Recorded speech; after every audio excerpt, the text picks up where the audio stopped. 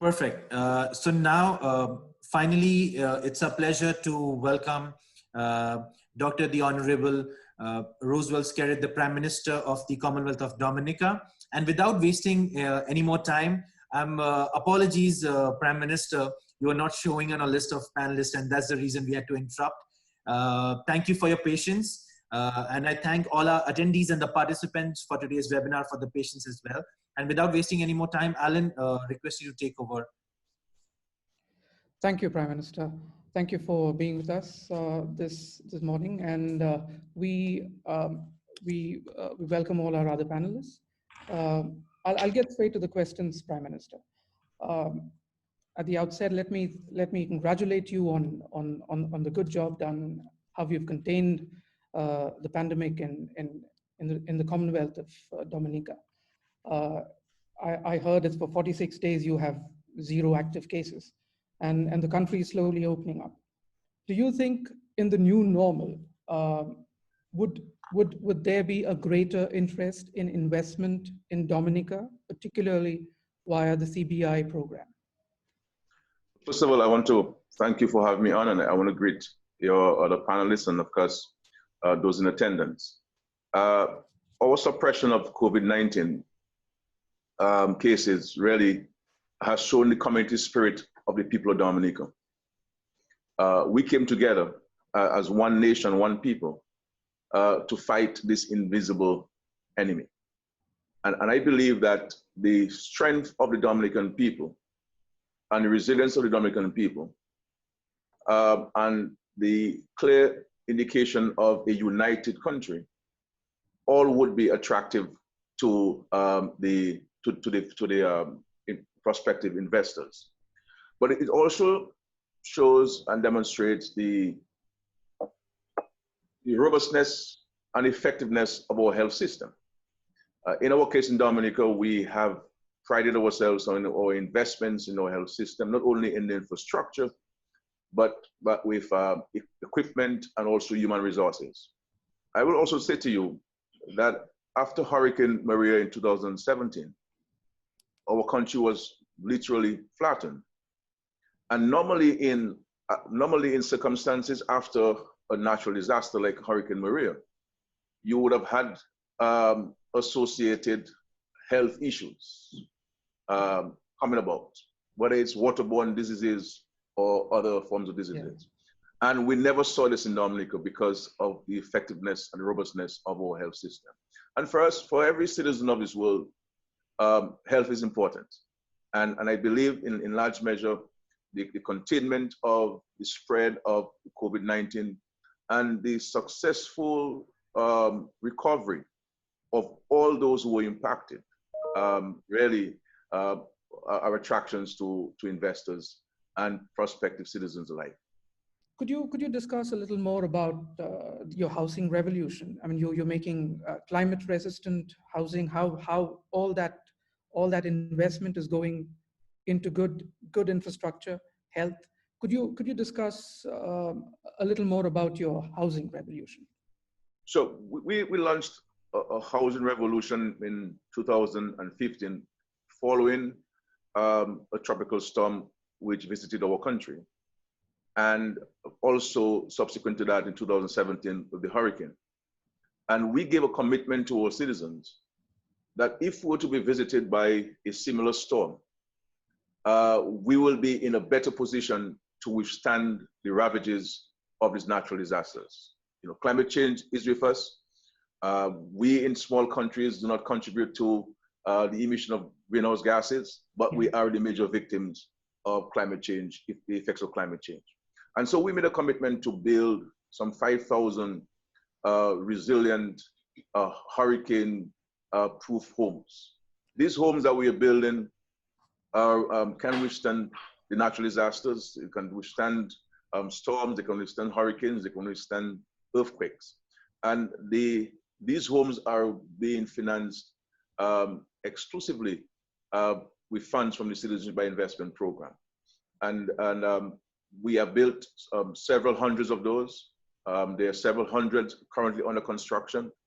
And as a matter of fact, in the next few days, we'll be handing over keys to 225 of those homes to deserving families across the length and breadth of our country. And I am satisfied with what we have done so far, and I believe the citizens of Dominica are grateful for this. And of course, I believe it is a sense of commitment and a sense of contribution from our investors who have invested in this, in the construction and the financing of those homes. Okay. Are these funds also used for, for roads, for, you're looking at health, at the health sector? How much of it is would this go to? I mean, or does it depend on the situation? How do you allocate those? So we have a very transparent way of spending our CBI funds. Our CBI funds are reported to the Parliament of our country. And if you go to the Parliament and you look at the estimates, budgetary estimates, you will see where we clearly indicate how these funds are being spent. We have decided to use the CBI funds in a sustainable way. Okay. So we avoid using it for recurrent expenditure. We use it mainly for our public sector investment program, the building of schools, the building of hospitals, health centers, roads, bridges, the education of our human resources, our children, our youth. And also we have used those funds at some point to pay on our more expensive external debt. And so we have been able to reduce our national debt utilizing the CBI funds. So I believe in Dominica, we have a clear way of using these funds. And I think without boasting, we can be a template for many countries with CBI programs and as to how best to utilize those funds to create jobs, to grow the economy, to reduce poverty, and to create a sustainable path for development in our country. That's one of the reasons why you consistently top the CBI ratings. But I'm talking of now sustainable development and climate change. you have been the victim, I would say, of many hurricanes. How do you balance, as a small nation, as a sustainable nation, how do you balance the two, development as far as sustainability is concerned? Well, we, as you know, we're the front line of the fight against climate change. We believe that climate change is real, and we have lived the impact and implications of climate change. And so what we're seeking to do with our development plans is to invest in sustainable projects that could help us withstand the effects of climate change. I'll give you a classic example of project, and we're moving more towards renewable energy. And in the next few years, we will be able to produce about 85% of our energy through natural means, renewable means. And we have this major project, the geothermal project, which in large measure will be financed by the CBI, with CBI funds. And we will be able to supply most of our energy with geothermal. But critically too, we will be able to export the excess energy to the islands of Guadeloupe and Martinique, thereby bringing in foreign exchange into our country, but also eliminating the use of fossil fuel in our country. And so we're sticking to balance this sustainable development vis-a-vis climate change. The other thing too we're moving very speedily to is using more renewable materials. For example, we were able to supply our citizens with over 100,000, renewable shopping bags, okay, moving away from the use of plastic bags. We have banned styrofoam material in our country, all in an effort to maintaining our sustainable development agenda, and also the protection of the environment, and in so doing, putting us in a better position to deal with the effects of climate change. Thank you. I'm talking of your people, startups, entrepreneurship.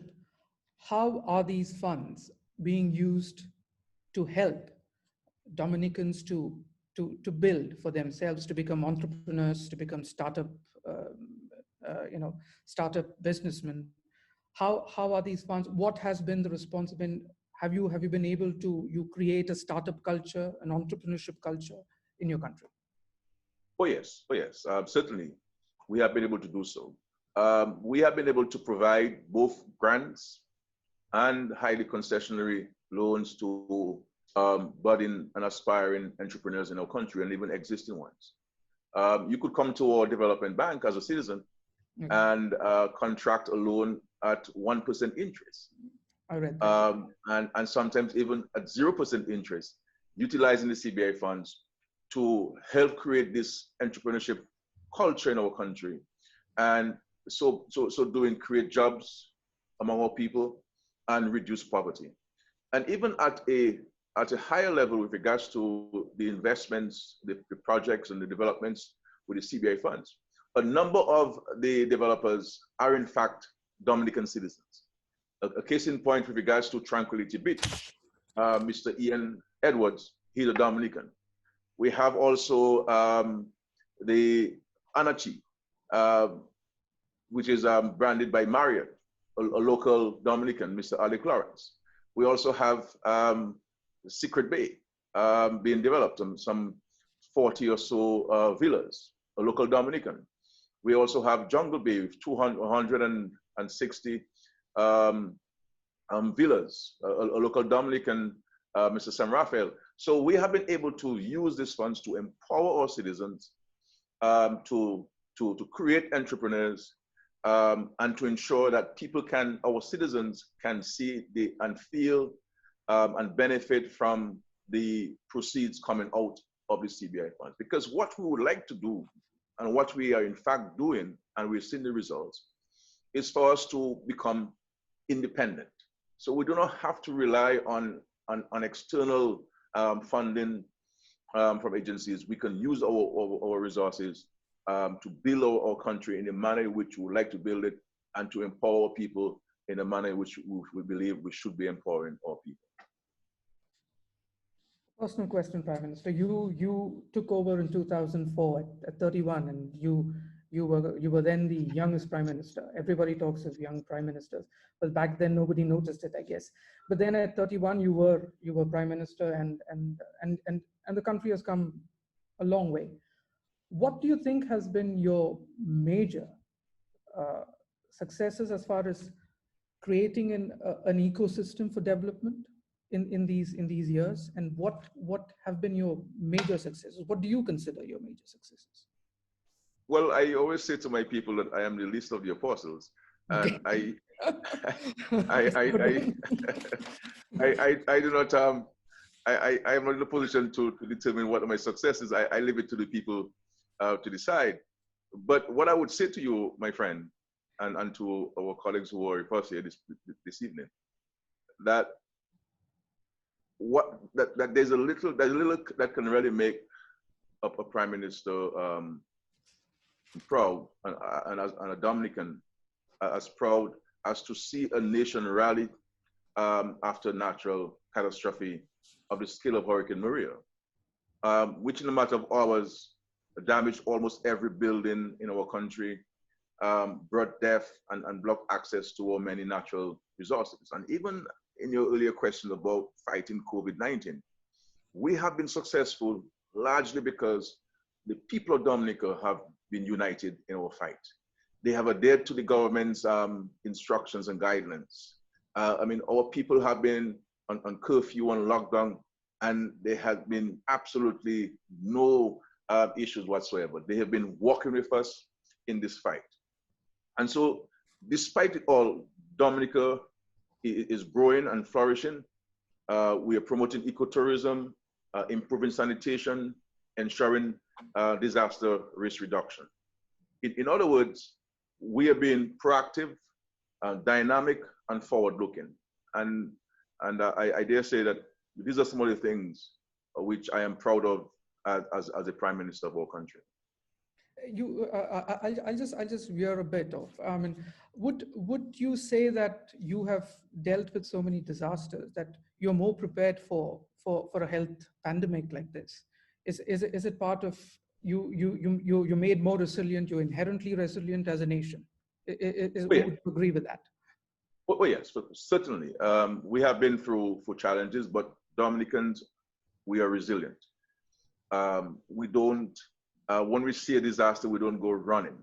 We confront it, and that's what we've been doing.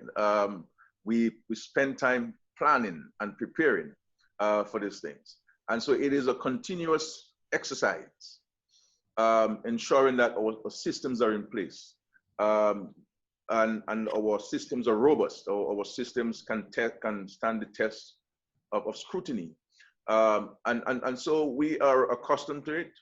It is not something that we like to confront because we would rather not have to confront hurricanes and, of course, this pandemic. But we have no control over these things. And so the things which we have control over, we plan and prepare for them. And we take full control of them. And we bring the citizenry into our trust and confidence by informing them every single day of where we are, what we are doing, what we shall do tomorrow, and what is required of them as citizens of Dominica. And so we have experience. We have experience in fighting these natural disasters, and of course this pandemic. I mean, you know, when you hear talk, for example, in the international community of the elderly being vulnerable and those with underlying health issues are vulnerable to COVID-19. We had an 85-year-old man and an 84-year-old wife who were both tested positive for COVID-19. The 85-year-old man and his wife are diabetic. They're hypertensive. Okay. And the husband has a heart condition. And by the grace of God, he was able to successfully recover from COVID-19.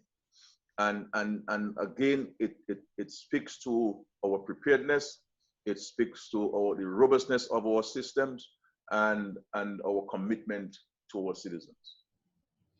Prime Minister, I'll just ask you another personal question. When you took over in 2004, when you looked ahead, and what went on in your mind that day? at 31? Well, what was going through your mind? Well, you know, I'm a Christian, so I look to the mountain from whence my strength cometh. You know, I came in at the time when we were in the middle of an IMF austerity program. Okay. And thank God we were able to successfully go through this program with flying colors. You know, in life, you know, when you're placed in a position, it is not a time for you to dwell on the challenges, but look at the opportunities. And so we looked at the opportunities, we looked at the positive side of things, and we sought to work towards achieving those goals. And if I dare say, with the greatest sense of humility, I think we have come a long way since 2004, since I took over as Prime Minister of this beautiful country. I'll conclude with a question. I mean, let's talk about the nation's ambitions. Would you say the ambitions? What do you look at the future, and does it worry you after the pandemic? What are your ambitions? What do you aspire Dominica to become? Well, we after Hurricane Maria in 2017, when I addressed the United Nations about 3 or 4 days after this devastating hurricane, we declared to ourselves and to the international community that Dominica would become the world's first climate resilient nation. Okay. And I am satisfied that, notwithstanding the challenges which we are confronting, we are well on our way to achieving this feat. And resilient in terms of infrastructure, resilient in terms of our economy, our fiscal policies, our health system, our education system, and even our CBI program. Our CBI program has demonstrated to the world that it is part of this resilience agenda of the government. So we're really working towards becoming a resilient nation. As I said, climate change is real. We believe in the science of climate change. We have lived the consequences of climate change. And while we have been calling and knocking at the doors of the developed world to change their habits, we have decided what we can do by ourselves, for ourselves, we shall do it. And that is to build resilience in our country and to become a resilient nation.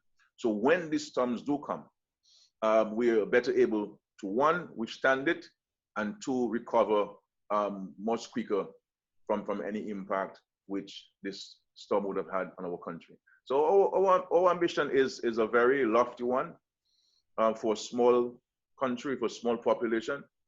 But by we explaining and developing this vision, this ambition, I believe we have gotten the support of the international community, and people are looking to Dominica. I mean, and I say so with the greatest of humility again, that anytime you speak about building resilience, people will tell you, look to the Commonwealth of Dominica and see what they're doing in housing, see what they're doing with the health system, see what they're doing with their fiscal policies, see what they're doing with their education systems.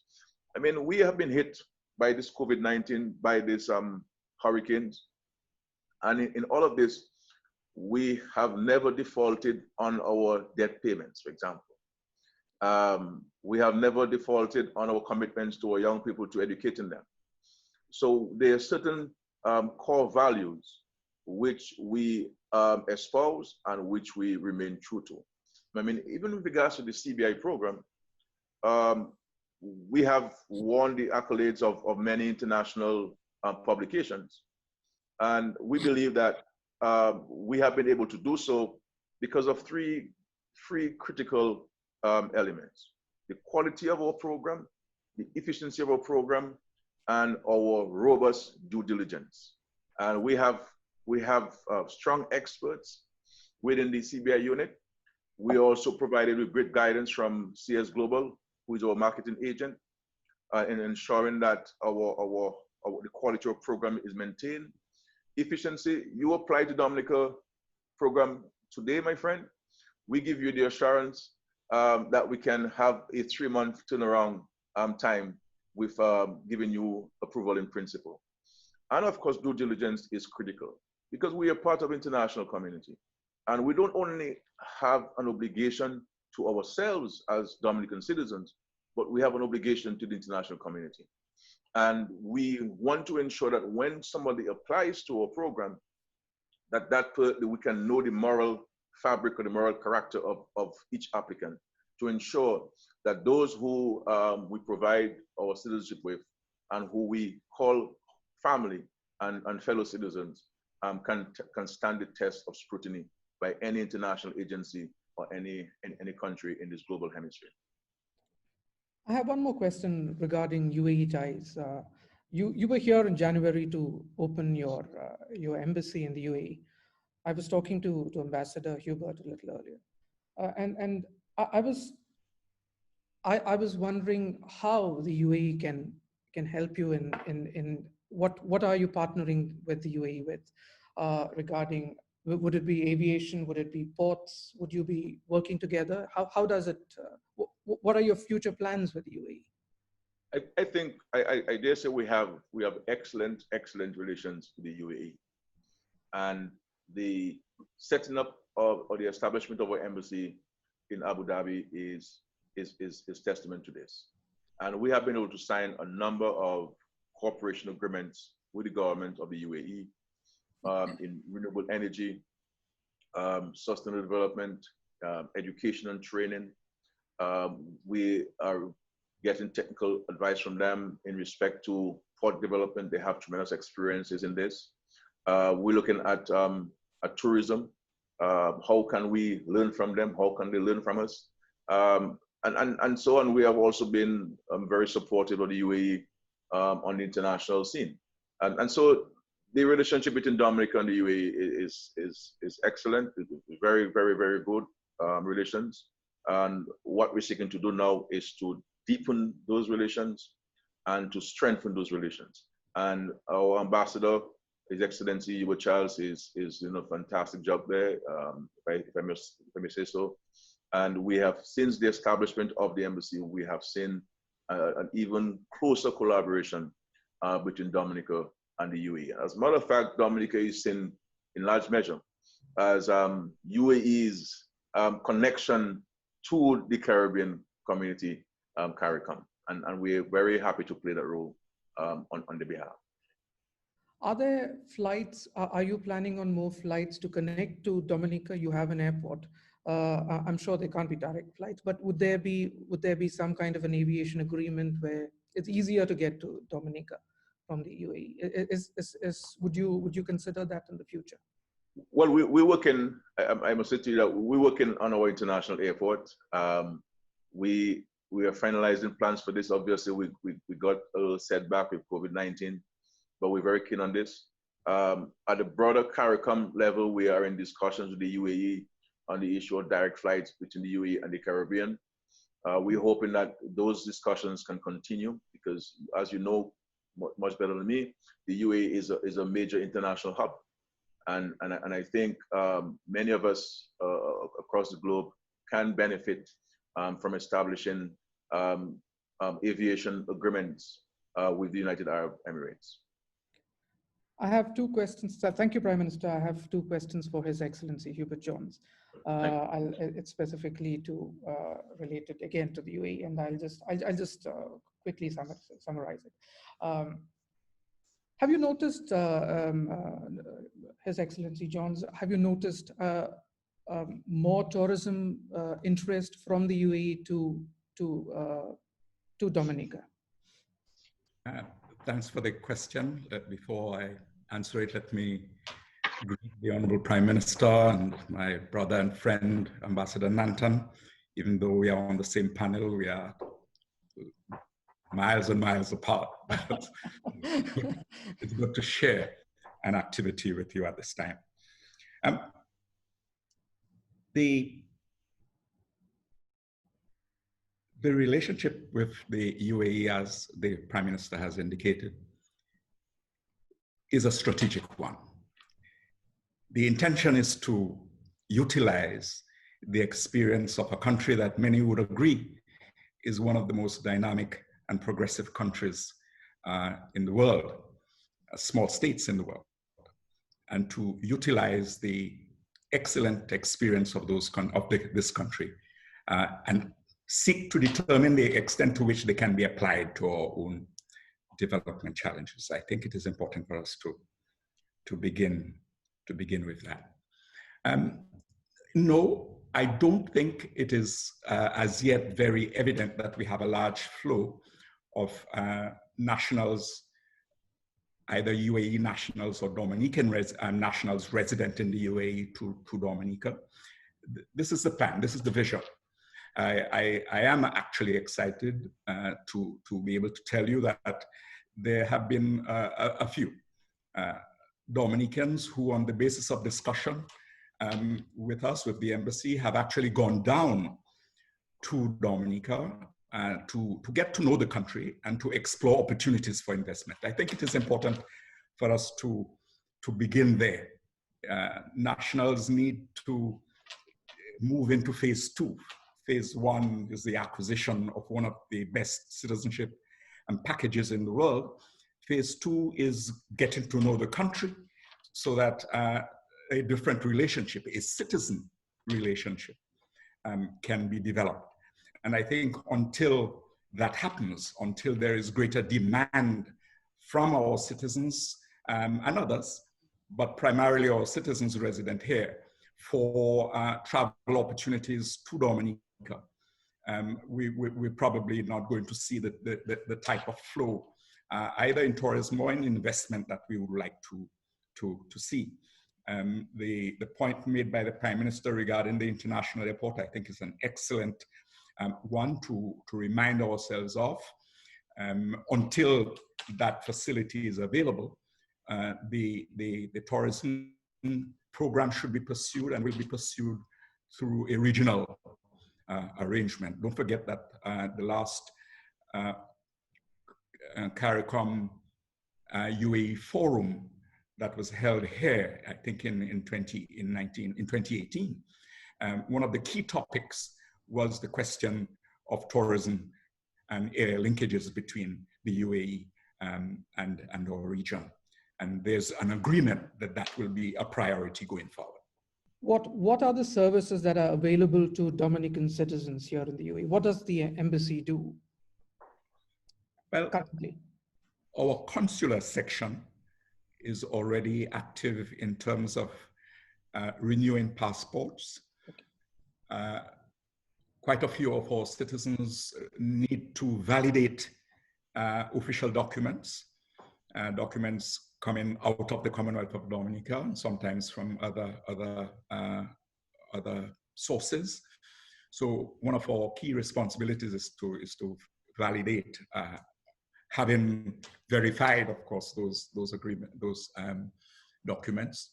We also hope to do a little more in terms of utilizing the excellent experience of our First Secretary to organize some visits, structured visits between Dominica and the UAE. So already the consular section is quite busy, and we are quite pleased with what we have been able to do up to now.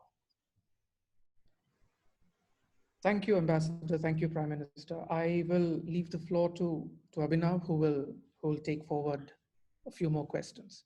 Thank you. Thank you, Alan. I would like to first thank Dr. the Honorable Prime Minister Roosevelt Skerrit, especially because it's early in the morning over there, and he's been very kind enough to grace us with his presence. I would also like to thank and ask His Excellency Hubert John Charles to please hold on, as we have our other two panelists, Ambassador Emmanuel Nanthan and Beatrice Gatti from the CS Global Partners, joining us for a couple of questions in terms of a panel. And I would like to start our first question with Ambassador Emmanuel, that one of these distinguishing factors for MENA applicants is family size, as many MENA investors choose to include not just spouses and children in the application, but also parents and grandparents. Now, what are the requirements for these dependents, Ambassador Emmanuel? Thank you very much. Good afternoon to you and to those who joined us. It's my pleasure being with you. And of course, it's always good to discuss our program. You know, we have ranked very highly as a global program. And that's mainly because of our partners, the stakeholders who work with us, the agents who direct them, and who get satisfaction time and time again with our unit. So again, thank you for joining us. Thank you for taking time off to be with us. Really and truly, when we look at the requirements for becoming or dependents of a main applicant could include one spouse. He or she would include any number of children that he or she has that's under 18. Children who are 18 to 30 years old and who are in full-time attendance at an institution of higher learning are also can be included, I would qualify. They must be fully supported by the main applicant as well. If there are any unmarried daughters of the main applicant, once they're under 30 and they're living with the main applicant and they're dependent on the main applicant, they too would qualify. For a main applicant, it could include your parents, grandparents, once they're age 55 years old or older. And then you could include the spouse of a qualifying parent or grandparent. So really and truly, we allow a single applicant to be able to add on a number of families, because for us, the family unit is part of who we are. It defines us as a people and as Dominicans. So you could add your children, they're under 18, you could add your spouse, you could add your parents. If you have children who are between 18 and 30 at the Institute of Higher Learning, they can be added as well. You could add your grandparents and the spouse of your qualifying grandparent as well. Okay, thank you so much for that clarification. And I would like to move to His Excellency Hubert John Charles with the second question. Your Excellency, in your role as ambassador to the UAE, do you engage with prospective Dominican citizens? What are the main questions with regard to Dominican citizenships that you face from them? Yes, so the answer is yes. The engagement is ongoing. We need to allow, though, for the fact that the primary responsibility to treat with the prospective citizen is that of the agent. And we try not to intrude on that, but we are very anxious to support the agents whenever they request support from the embassy. The Prime Minister earlier mentioned Mr. Ian Edwards. He actually invited the ambassador to accompany him on a familiarization and promotional mission.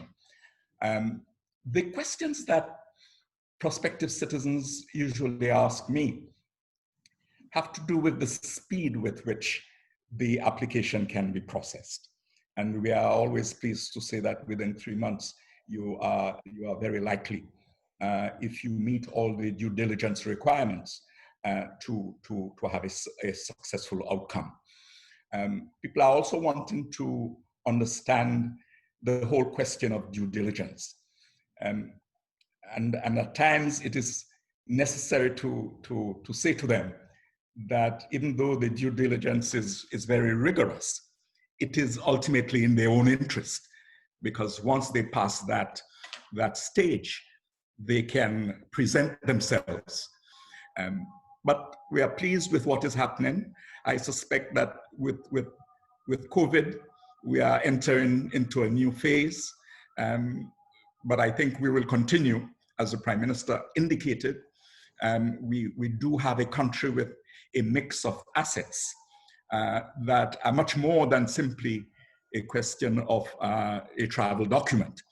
And we have the prospects with the passion for the future, the concern for citizens, a strong political culture that has to do with tolerance, human rights, democracy.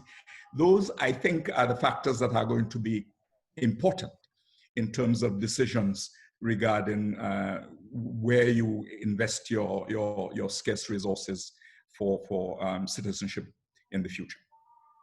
Thank you so much. I would like to bring in Beatrice from the CS Global Partners right now, who heads the government advisory practice over there. Beatrice, the first question for you is, I think this is a question that everyone would like to get the answer for, that what makes the Commonwealth of Dominica model of economic citizenship so successful? I mean, you have a lot of other programs by other countries, but what is it that makes the program by the Commonwealth of Dominica so successful? Thank you for that question. Firstly, just let me say that it's a pleasure to be on a panel with such important guests, and it's great to be here and to be speaking with you. Ambassador Nanthan, it's a pleasure to see you. Ambassador Charles, thank you for being here. So let me answer your question. I think there are three things that make Dominica's program a success. The first one is simplicity. You have a two investment structure. One is a contribution, one is a purchase of real estate. You have authorized agents that are there to help you, to walk you through the process. And you have a unit that is incredibly communicative. I mean, Ambassador Nanthan is here today. You go on the website and you have a list of the documents you need. It's all there for you. And this is an incredible asset. The second thing I want to talk about is efficiency. It has been mentioned before. 3 months is a fantastic amount of time to be looking at if you want to obtain citizenship. And from the moment of submission to your approval in principle, you are looking at those 3 months. So that's obviously very appealing. And now my third point, I think, is certainty. Now, the Dominica program has been established for decades. And this means to an investor, they look at Dominica and they think, wow, I know that if I apply through this program, I will indeed get citizenship. I perhaps know someone who went through the program and has obtained citizenship. And investors do like to have confidence in the fact that they will get a return on their investment. And Dominica can give that confidence. Thank you so much for that, Beatrice. I would like to bring in Ambassador Emmanuel once again in this discussion. Ambassador, the next question is for you. That we know that there are two investment options available under the Citizenship by Investment Program: a contribution to the government, commonly known as the EDF contribution, and an investment in real estate. Now, what is the difference between these two options? Well, the EDF option is a one-time non-refundable contribution to the government, and it does not require any follow-up activity or the payment of any government fees from that. The real estate option is an investment with a third party in government, and that must be done in an approved development project by the government. It must be held for 3 to 5 years. If you sell it after 3 years, then the person who buys from you or purchases from you will not be able to, will not qualify for citizenship. But we hold that investment for 5 years. Anyone purchasing after 5 years, after thorough due diligence, if they pass the due diligence, he or she would qualify to be a citizen of Dominica as well. So the only payment that's received by the government for that investment option would be government fees. So really and truly, there's the EDF, which is a direct contribution to government, and there's real estate, which is an investment in a private real estate program once that has been approved by the government of Dominica. Thank you so much for that. I would like to bring in Beatrice over here in the conversation again. I think this is a question a lot of people would have, Beatrice, do you think the post-COVID-19 era is the right time for high net worth individuals and professionals to consider a second citizenship? Do you think is the right time for them? So let me just highlight that CS Global Partners has been saying since forever that considering a second citizenship is a fantastic idea and should be done at all times. Now, having said that, and sort of turning to COVID-19 again, I think what COVID-19 has done is probably highlighted certain priorities that were not so clear before. So I think people probably think a little bit more about healthcare. People probably think a little bit more about how important it is that the place they call home is beautiful and safe. They probably want to think a little bit more about the community that surrounds them. And of course, Dominica ticks all these boxes so well.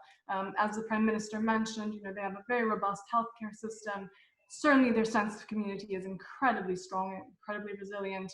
And I doubt there's very many places in this world that are as beautiful as Dominica, the nature island of the Caribbean. But I think it's also important because of COVID-19, I don't want people to be put off from the idea of applying. And in fact, I mean, Ambassador Nanthan knows this far better than I do, but the unit is operational. It has the ability to work remotely because they have some case management system, online case management system. and all the other relevant offices are active. And this is incredibly reassuring to prospective investors. So thank you for that. I think a couple of people had asked this question offline as well. So I think it gives answers this for them, and they would be able to take the discussion forward after the web. Now, I would like to once again direct this question to Ambassador Nanthan. That Ambassador, how many government-approved real estate options are there, and what does the government look for before approving a project? Well, there are 7 real estate programs approved by the government at present. There are 3 well-known names in terms of international stature. You have the Anichi Resort that's been built by Marriott, one of the world's largest hotel chain. Kempinski, Europe's largest chain, is also building in Dominica, or that has been sold out, but they are building and they're open now in Dominica. And then you have Tranquility Beach, which has been built under the Hilton brand. So these are 3 well-known international names that are here in Dominica under the program. But we also have a number of local boutique hotel resorts that have been built. So you have the residence at Secret Bay, for instance, that's been built. And that is a very high-end, luxurious eco resort being built here in Dominica. You have the Jungle Bay, which is also a well-known local resort as well. And they have won a number of world accolades as well. They have already opened and they're still continuing to expand. So that's been done. And we have the Rainforest Eco Resort that's been built out in the rainforest, out in the Trafalgar area. And then we have Bois Côtelet, which has been built in the southern part of Dominica. So there are 7 projects right now being constructed in Dominica. And I must say that they are all going on very, very well. In terms of what it takes to qualify to be a government project approved, then really and truly, you have to be working within the plans of the government of Dominica. So it must be a sustainable project. It must be eco-friendly. We're building the world's first climate resilient nation, and therefore climate resilience is part of what we look for when we investigate or when we look at a project. It must be of widespread benefit to Dominicans. The quality of rooms have to be important. So I mentioned the resorts that we're building. We're building 5 5-star resorts. The Caribbean is one of, if not the world's leading tourism destination. And Dominica is building more 5-star resorts than anywhere else. That's where we pitch our island. That's where we see our island and where we are moving towards. So you must be able to fit in within those type of things. The quality of rooms that you offer, the benefits of job creation for our people, markets for our farmers, etc. You must be able to fit in. There must be a project that is sustainable, one that is eco-friendly, one that's been built with high standards and high level, and it must be able to fit in with government overall view of where we're taking our country as the world's only climate resilient nation, or the world's first climate resilient nation. Thank you so much for that, Your Excellency. Your Excellency, I have the next question is for you as well. That whether a MENA family, when we say MENA, it's Middle East and North Africa family, chooses the fund route or the real estate route, what costs would the family face? Now, let's take, for example, a family of 6 composed of a father, a mother, 2 children under 18, and the main applicant's 2 parents and a single applicant. Now, what are the costs that these families would face? For such a family, really, if you take the EDF option, it would be $250,000. Then of course, if you have a family of 6, under EDF, it would be $250,000. If you take the real estate option, that would be $200,000 plus $50,000 government fees. Neither the contribution to the EDF or the real estate investments are due. So in fact, we accept the monies for due diligence and processing fees upfront. After we have been vetted and given approval in principle, that is when we allow you to send your monies to Dominica, or we allow you to pay. So really and truly, we let you know that you could apply, but unless we are confident that in who you are, we have done thorough checks on you, we will not accept your monies for investment, either for real estate or for EDF fund. For due diligence, the main applicant would pay $7,500, and for real estate, it would be the same thing. for any child who is above 16 years, there will be a further charge of $4,000 per applicant who is per dependent who is above 16 years of age. And then for the file is a $1,000 processing fee for the child for a file, respective of the size of the number of applicants or people in that file. Okay, thank you so much for that. And I think that gives quite a lot of clarity on what is the charges that these applicants would have to face.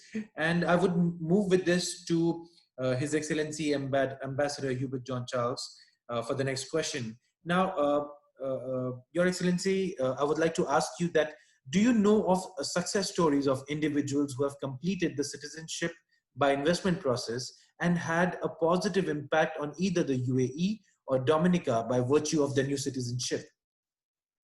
Not yet in terms of the individual, but I think where we need to focus is on the total package, the combination of all those individual investors that we have been speaking about this morning has created a capacity that has been transformative in agriculture, in housing, in education, almost in health. The CBI program, I think it is fair to say, has been a Dominica success story, and that virtually every area that has been focused on has seen significant transformation. The reference was just made to the hotel sector. Just look at the speed with which the sector has been transformed, and not just the speed, but the quality level of the facilities. This has been remarkable. There's really no question about it. And so we simply need to continue to make sure that the program continues to be successful and continues to evolve. I think with this question, we would also like to bring Beatrice back in the conversation. I think she's been missing in action. So Beatrice, the next question is for you.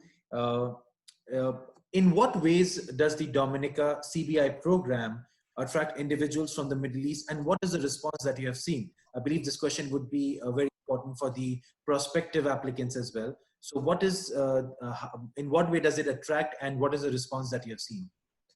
So I think there's a few things that I can mention here. The first one being that Dominica is a very family-friendly jurisdiction. So you can add a lot of dependents to your application. So for example, parents, grandparents, and indeed children up to the age of 30. So that's obviously very interesting to people who have very large families, as is often the case for families in the Middle East. Of course, there's good value attached to Dominican citizenship. You know, Ambassador Nanthan said it very clearly earlier when you know, he mentioned single applicant needs to make a contribution of 100,000 to the EDF, or it's 200,000 for real estate plus government fees. So these thresholds remain attractive. And I think perhaps with respect to processing, we've already mentioned the speed of processing, but it's also important to mention some other things, like the fact that you don't have to travel to Dominica to complete your application. You don't have to reside there if you don't want to. I'm certain everyone here would recommend that you go there because it's wonderful, but you don't have to. And you don't have to pass a language test, and that's important if English isn't your first language, and you might be very anxious about that. You also don't have to pass any interview, unless there's a very extraordinary case. But generally, this is not a requirement. So again, if you're uncomfortable with that kind of interaction, you don't have to face that, and that is something that makes Dominica quite attractive. And I think the second part of your question, if I recall correctly, was sort of what sort of patterns we've seen. And I can't speak for the government. Yes, the response. So I can't speak for the government, of course, but I can speak for CS Global Partners. And certainly there has been an increase in interest on the part of the Middle East. It's a continuous increase, and we're very happy with that. Thank you. Thank you so much for mentioning that. We would like to move once again to Ambassador Nanthan. Ambassador, the next question is for you. And the question is that one of the main attractions of the Dominica CBI program is its ease of processing, like Beatrice was just mentioning. Now, something that is often cited as one of the main reasons for Dominica achieving top scores on the CBI index, an annual publication by the Financial Times PW magazine. Now, what makes the program so straightforward for applicants? Well, I think we have been doing well, and we are pleased with where we are. But really and truly, we have been assisted tremendously by our agents. So we require that every applicant must submit through highly experienced authorized agents.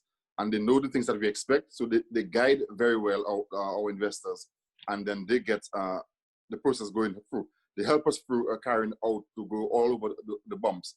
So really and truly, our agents assist us very, very much, and then we are very pleased for that. In Dominica, we have our portal system, where our agents upload any and every file on the portal.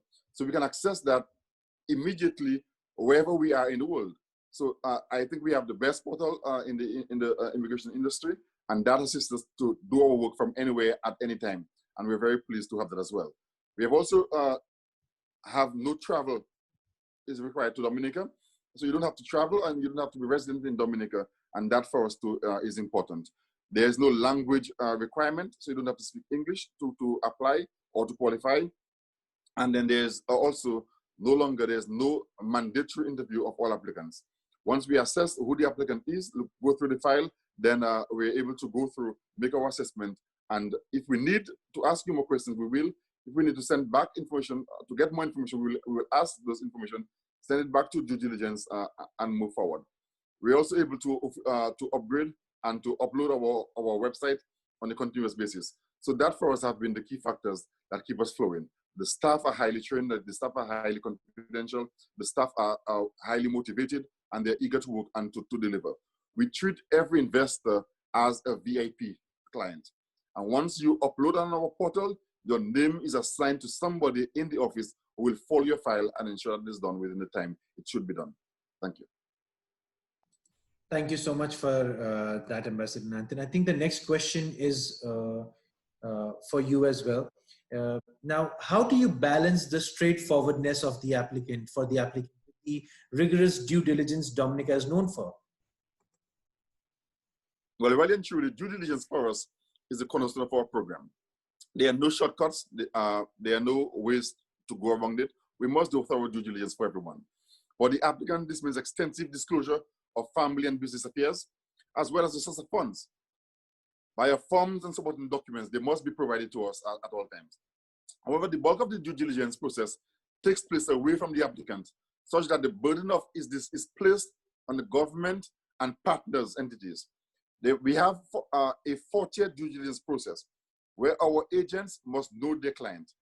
They must also submit for us a world check on every applicant. There must be an internal review by the unit staff. And I mentioned before that those are highly trained. They are trained in anti-money laundering and other such fields. There is a mandatory due diligence, and we use the best firms in the world to go on the ground, boots on the ground, do enhanced due diligence for us on every applicant. They go to the place where you live, where you work, the schools that you have been to.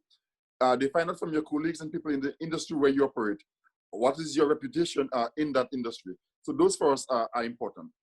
They will give us pictures of your homes, of your offices, etc. They are really and truly very, very thorough. We have to know who you are. We have to get your bank statements and go through them to ensure to look at, or we can substantiate the funds in and out based on what you disclose. So if there's something in there that needs explaining, upfront you should give us the information, because the due diligence will find out, and we will need to know what is behind X, Y, or Z. We also use international intelligence. That is, for us, we use our GRCC. We work with bodies such as Interpol and the other major government intelligence units. So that for us too is also important. Again, the cornerstone of our program, why we have been able to exist and do so well for 27 years, is because for us, due diligence, knowing who we accept and who we qualify, is very, very important.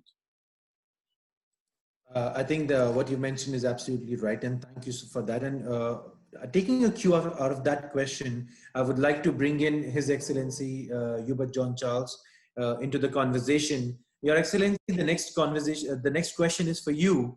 Is that what do you think motivates individuals from developed countries to opt for Dominica's CBI program? Do you think the Dominica's track record of safety and security is an important factor over here? In the answer, I simply can repeat some of the information provided by Ambassador Nanthan. Due diligence, I think, is one of the features that is best associated with the Dominica process. By now, I think people know that you have to subject yourself to the rigorous due diligence process. But I hinted at the likelihood that people from developed countries and from developing countries as well would need to, and very likely after COVID-19, will be thinking of a little more than simply the convenience of travel that they can get through a Dominica instrument. They will be looking at health, they will be looking at the quality of the environment, they will be looking at longevity.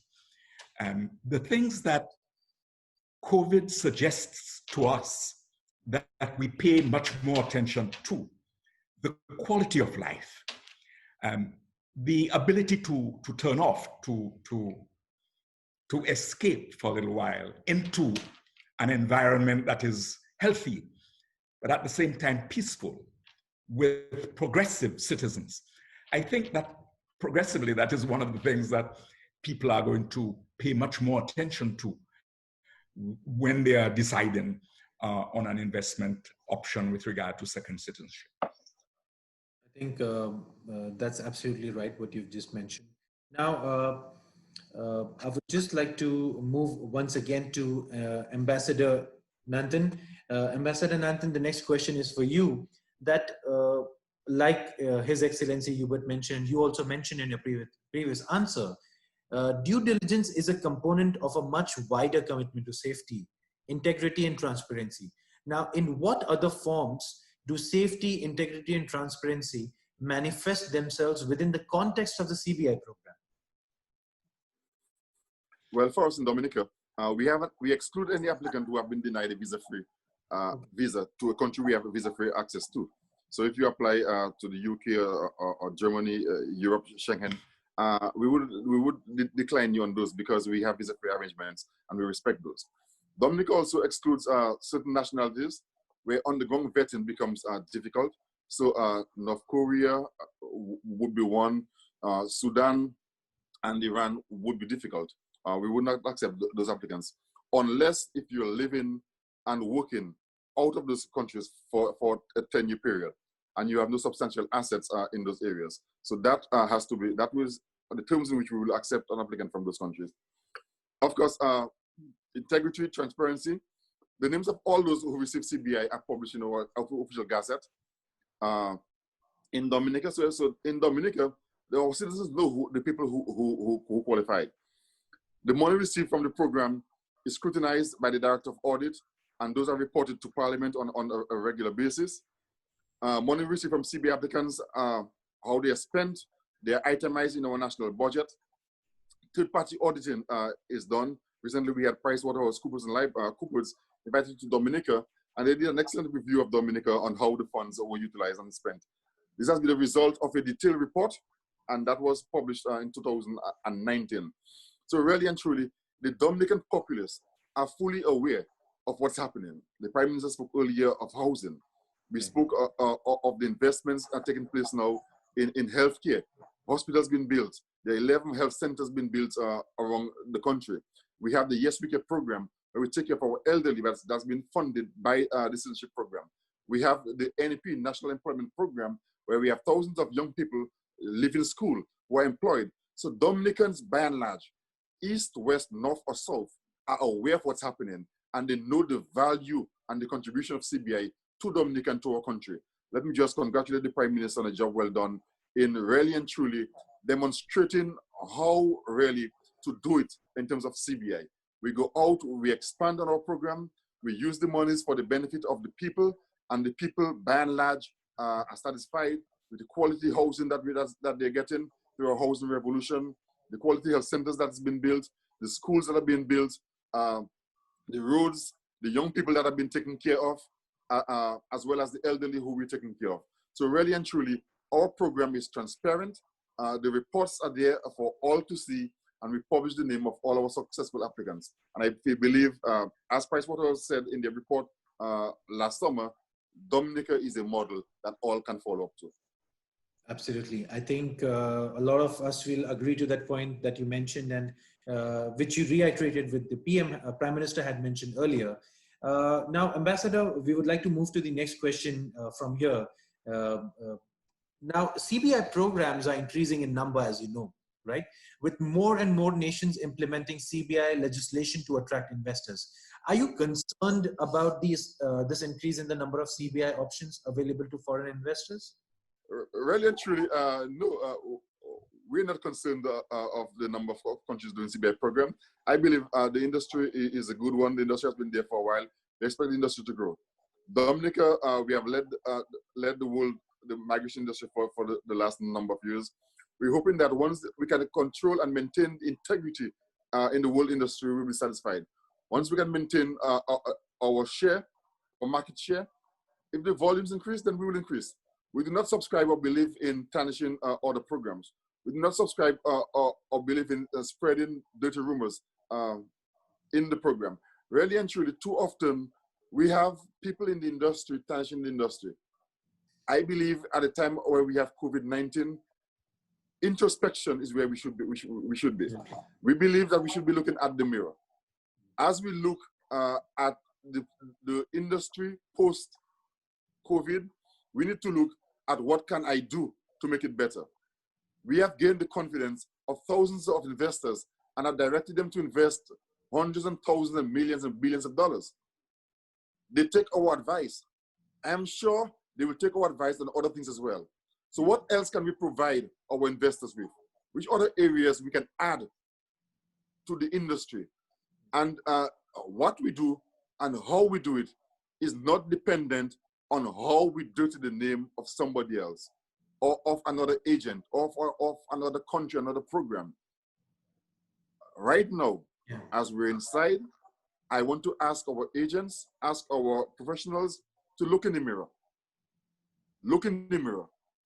The program depends on the person you see in the mirror and what you can do to add to the industry. Let us stop the bickering, let us stop the fighting. Let us look at what else that I can do to make the industry better. And as the industry continues to grow, we will grow, our volume will increase, our revenue will increase, but it depends on how well we take care of each other. We must be each other's keeper. I believe that is good from my view, from where we stand. That's how Dominica stands. That's our perspective on the migration industry at present.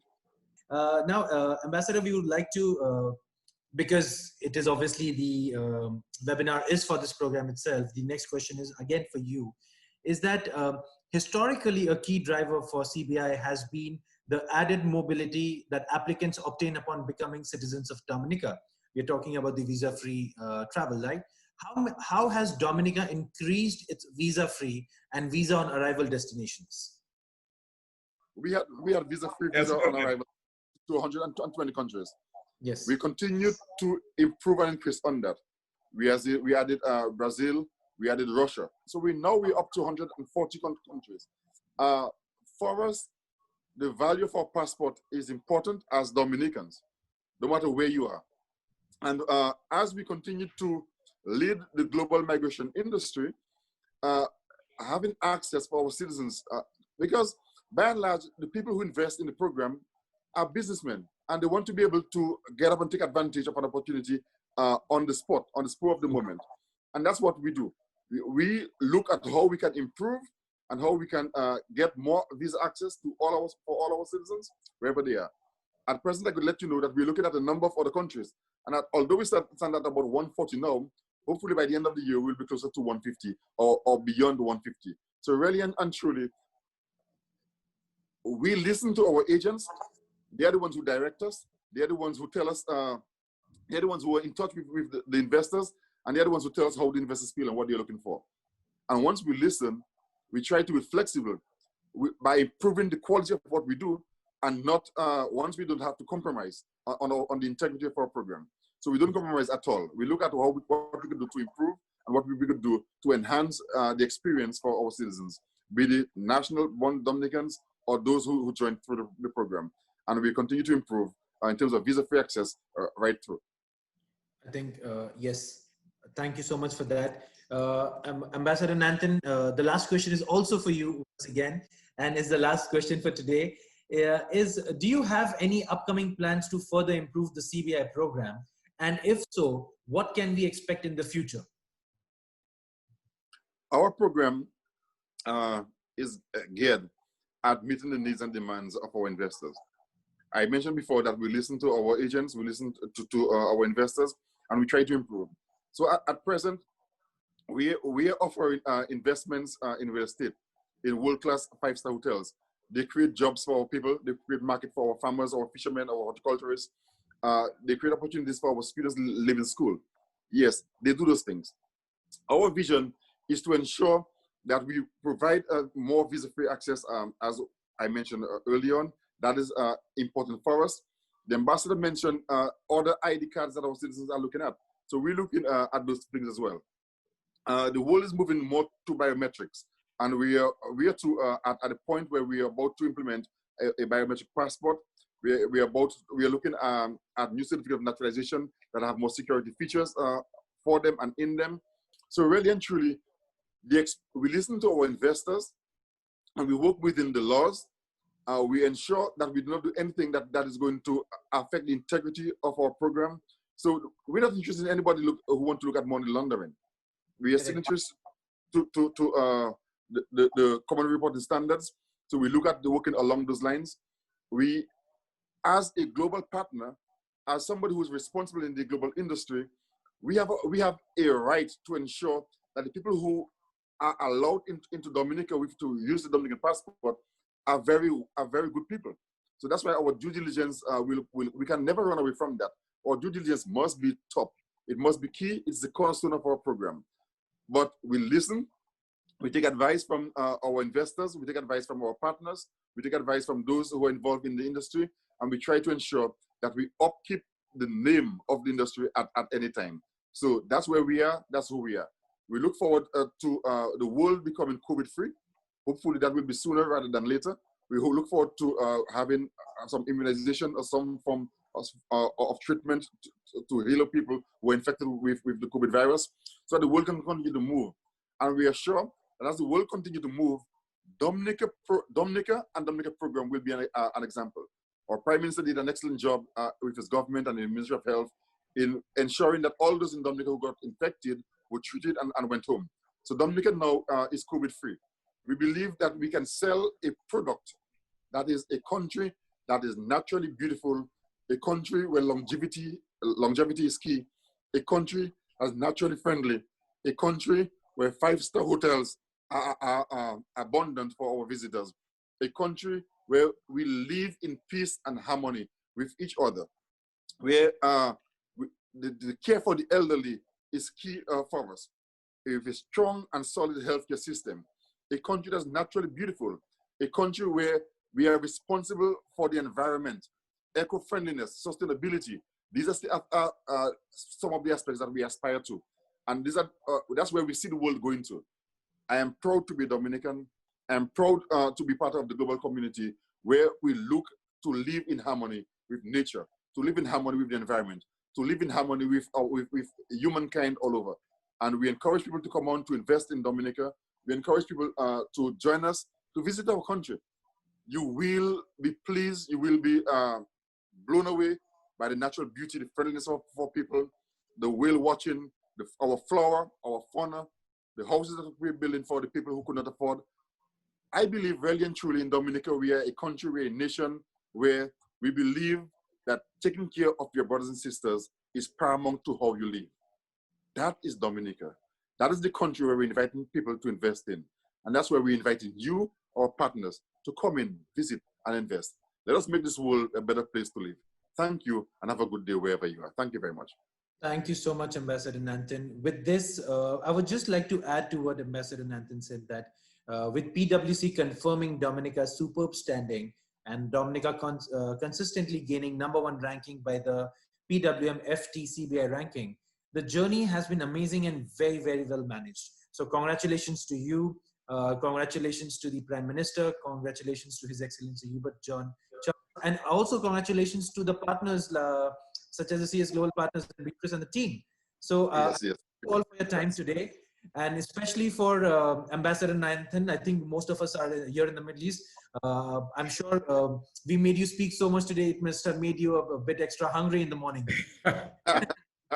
No, I think I had a few cups of coffee while we were going on, so I'll be fine. Wonderful. I wonder whether I can end by just giving a shout out to the agents and the nationals who contributed to the establishment of the embassy in Abu Dhabi. We have a small but beautiful embassy, and it is thanks to even design elements were contributed by some of our nationals. We want to let you know all the time that we are appreciative of this. And finally, those Dominicans with whom we have been speaking about the establishment of some mechanism for providing advice on investment going forward, we want to tell you that we are thankful for the work that you're doing already, and we look forward to a very dynamic relationship with you on investment going forward. Thank you very, very much. Thank you so much, Your Excellency. I think, Beatrice, you're the only person who's not given any last words. Any last words from you? Before I wasn't given any last questions. No, I just want to again reiterate how thankful I am to be on this panel. It's such an honor, and it's also great to just to listen to you answer the questions. As much as one is in the industry, it's always fantastic to learn a little bit more each time. Absolutely, absolutely. Thank you so much for your time, ladies and gentlemen, today. I would also like to thank the Prime Minister for being with us so early in the morning. I know a lot of attendees have been trying to ask questions, but it would not be fair to just give the opportunity to a couple of them. Please be rest assured that the partners would be in touch with you after the webinar to answer all the questions that you have.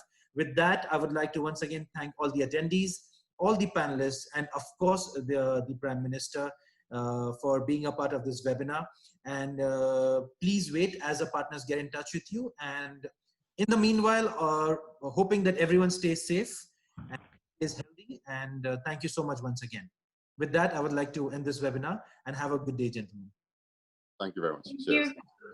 Thank you. Thank you so much. Take care. Bye-bye. Anton, all the best. All the best, comrade. All the best. Thank you. Bye-bye.